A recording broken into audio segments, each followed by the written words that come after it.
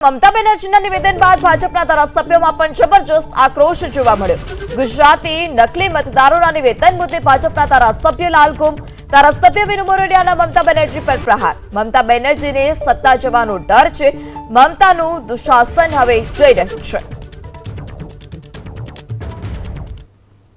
એમને કંઈક ને કંઈક એવો ડર સતાવે છે કે હવે એમને પણ એમના રાજ્યની અંદર પોતાનું શાસન જે દુશાસન છે એ દૂર થવાનો એમને જે ભય થઈ રહ્યો છે, એટલા માટે એમનું આ નિવેદન હોઈ શકે।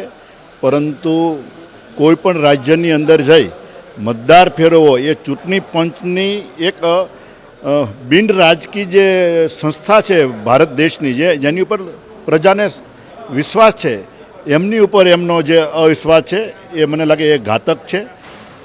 નાગરિકો જે છે એ પોતપોતાના વિચારો પ્રમાણે મત આપતા હોય છે। બાકી રહી વાત અન્ય રાજ્યોની, તો એ મને લાગે છે કે એનો ડર છે કે પોતાનું શાસન દુશાસન છે એ જવા જઈ રહ્યું છે।